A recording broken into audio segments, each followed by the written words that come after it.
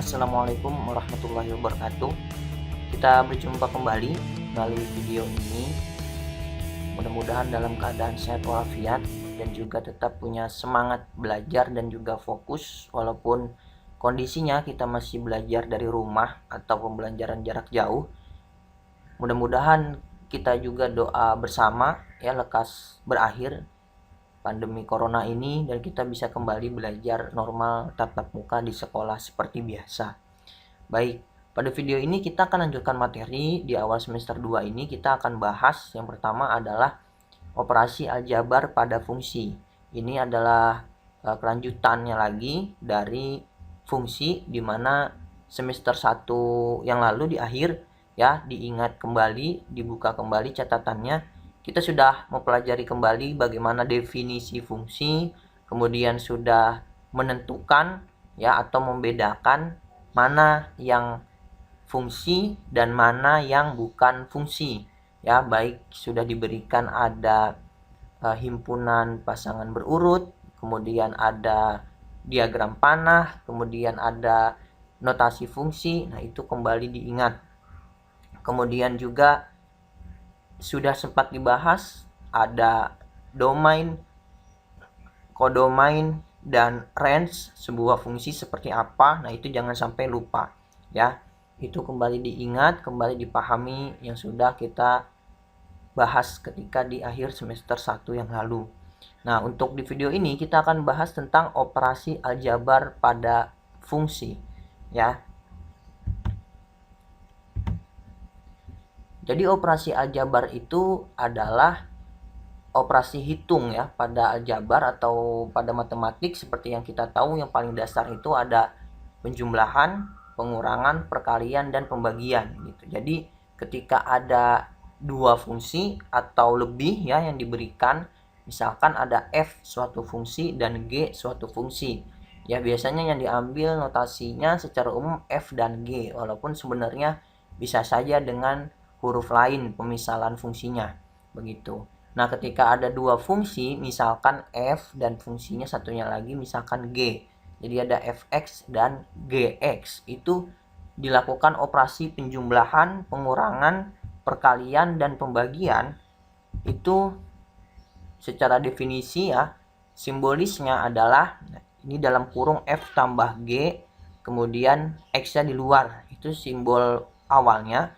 Maka cara mengerjakannya sebenarnya sederhana ya, tinggal fx ditambah gx. Nah, begitu. Kalau yang untuk pengurangan berarti simbolnya yang dalam kurung f dan g-nya itu adalah dikurang, f dikurang g, begitu. Kalau dikali ya f dikali g. Kemudian kalau dibagi dengan simbolnya, kalau pembagian biasanya dengan per ya, tidak pakai titik 2 ya seperti pembagian yang kita tahu, tapi menggunakan per f per g, itu pembagian begitu ya.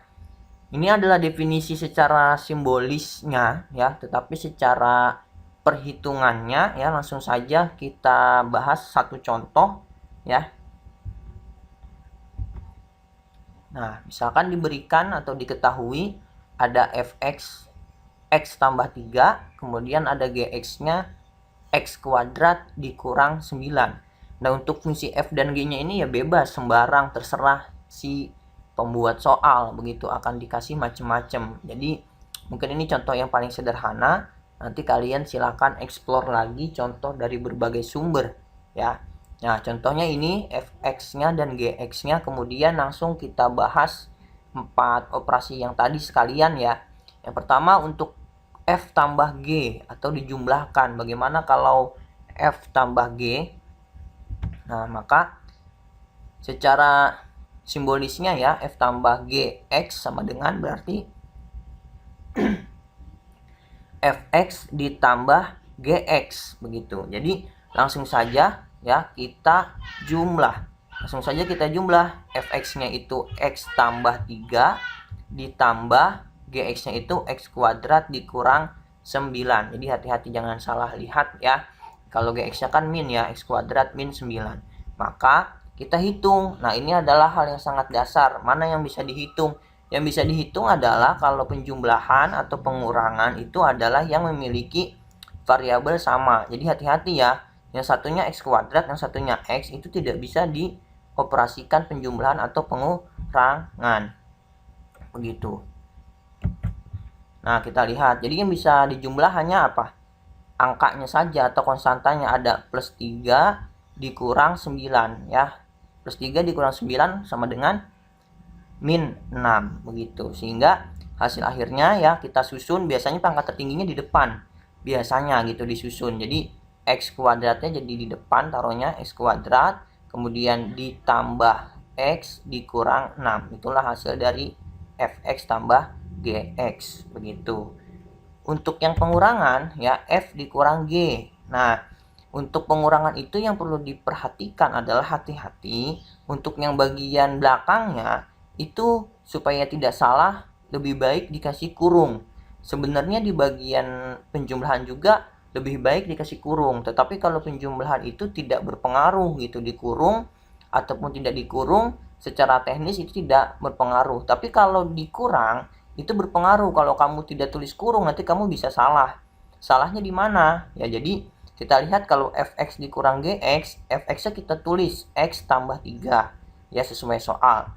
Dikurang gx-nya ya, gx-nya kan x kuadrat min 9 tapi dikasih kurung ya.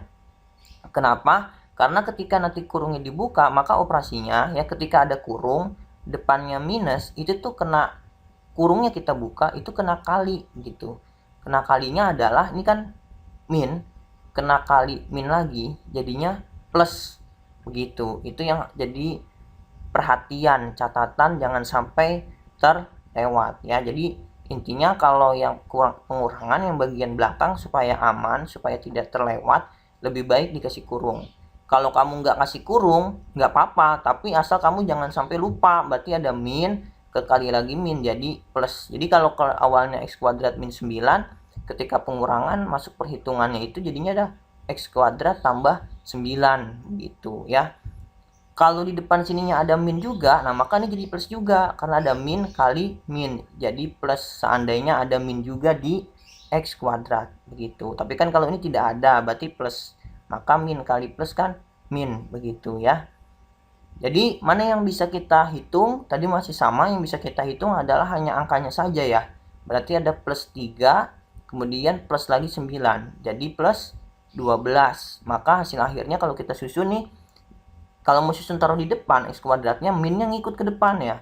Jadi min x kuadrat ditambah x tambah 12. Begitu, itu yang pengurangan. Untuk yang ketiga yang perkalian. Nah, ini harus lebih hati-hati. Kenapa? Karena kalau perkalian fungsinya tersebut harus kita kasih kurung dua-duanya, kemudian perkaliannya itu loncat ya. Mungkin SMP ada yang bilang perkalian kodok atau ada yang bilang perkalian pelangi. Yang intinya kita harus kalikan satu-satu begitu ya. Jadi fx kali gx, fx-nya tulis x plus 3 tapi dikasih kurung jangan lupa. Kemudian gx-nya kita tulis x kuadrat min 9 kasih kurung juga. Nah, untuk dalam matematika ketika ada dua kurung berdekatan ini maka operasinya adalah perkalian. Tidak perlu dikasih tanda kali lagi. Jadi ketika ada dua kurung ini adalah perkalian. Diingat baik-baik. Maka hasil perkaliannya, cara perkaliannya bagaimana? Nah, hati-hati. Jadi satu-satu ya. Jadi kita punya x kuadrat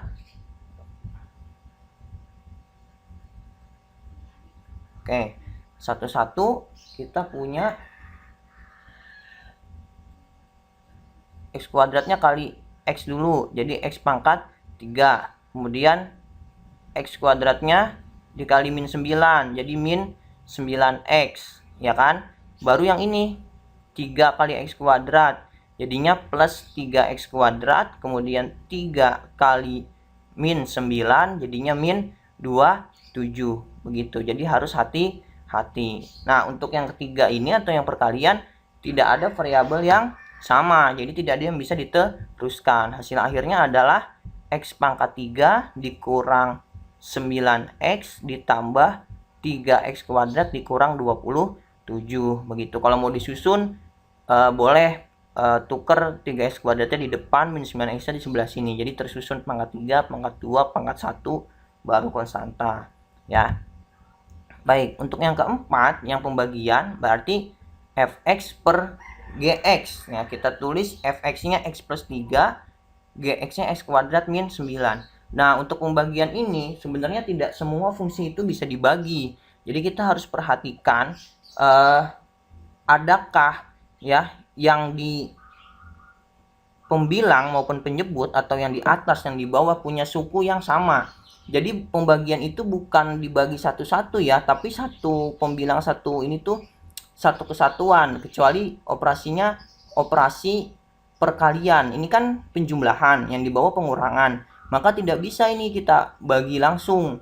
Ya, pembagian itu bisanya kita bagi atau ada yang kita coret ketika yang satunya itu sama persis satu kurung begitu ya. Nah, kita lihat kalau yang di atas kita punya x plus 3. Nah, x kuadrat min 9 ini ya, triknya nih diingat ada bentuk yang harusnya kalian sudah dibelajar di SMP. Ketika ada bentuk a min b kuadrat, oh salah, a kuadrat, nah min b kuadrat ya.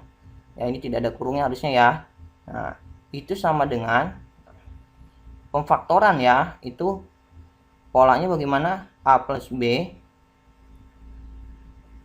dikali A min B. Nah, ini bentuk pemfaktoran yang seperti ini. A kuadrat min B kuadrat sama dengan A plus B dikali A min B. Nah, berarti X kuadrat min 9. Nah, berarti kan A-nya itu X, ya kan? B-nya itu 9.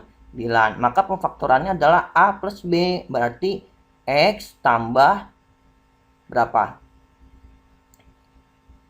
3 ya, karena kan 9 itu adalah 3 kuadrat ya. Jadi X tambah 3 dikali A min B, berarti X kurang 3 begitu. Jadi X kuadrat min 9 ini berubah jadi X tambah 3 dikali X min 3. Nah, yang bisa dicoret adalah satu kesatuan ini, karena di atas ada X plus 3, di bawah juga ada X plus 3, baru bisa dicoret. Sehingga hasilnya yang di atas ini tinggal menyisakan 1 ya, jadi 1 per yang di bawah sisanya X min 3. Nah, itu ya yang pembagian. Yang pembagian itu sangat menuntut ilmu pemfaktoran. Kalau tidak ada yang bisa difaktorkan sehingga tidak ada yang sama bagian atas dan bawahnya, tidak ada yang bisa dicoret, maka tidak perlu dihitung. Jadi biarkan memang begitu. Untuk soal yang ini, contoh soal yang ini, X kuadrat min 9-nya bisa difaktorkan, kemudian kebetulan sama dengan bagian pembilangnya yang X plus 3.